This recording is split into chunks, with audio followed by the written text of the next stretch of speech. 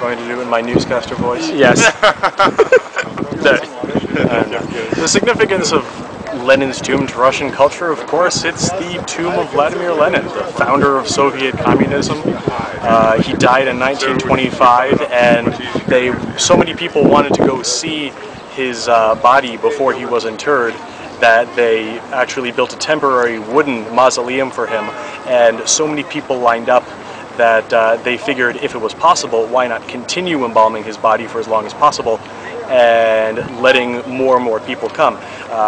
They had a way of preserving his body for a multi-year period at around 1925 at his death, and by 1929 they figured that they can keep preserving the body indefinitely, so they took the wooden structure and they built this marble one here, and they designed a whole new sarcophagus for him and hired a team to preserve the body, and now ever since people have been coming here to this day, since 20 years since the collapse of Soviet communism, and still coming here and at least seeing the body, some people actually paying homage to him. There is a big debate going on because Lenin's original wishes were to be buried in St. Petersburg near his mother, and during Yeltsin's administration there was serious talk of doing that, but then when Putin became president, and now still as prime minister, he's pretty much quashed any kind of sentiment to do that, because Putin's point of view is that if Lenin is to be buried, then the ideals, or not the ideals that he stood for, but the people who believed in his ideals and who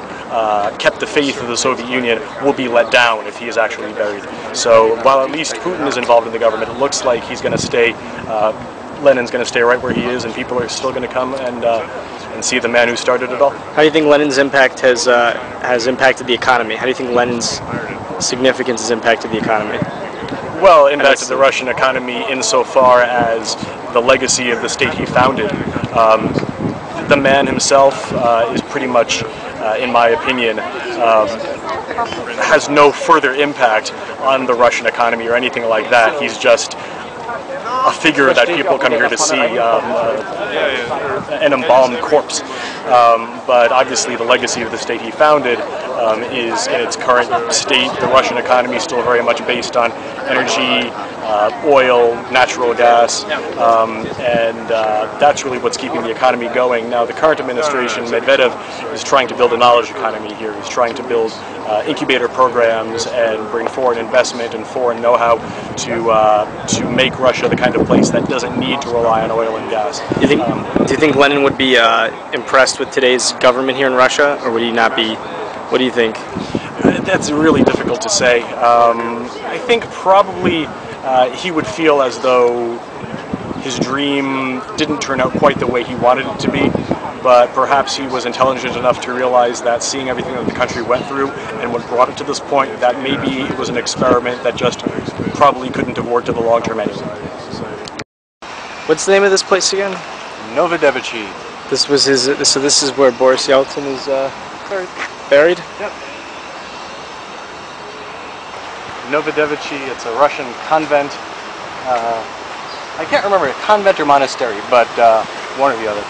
And the cemetery is where anyone who is anyone in Russia is buried. It's the place to see and be dead.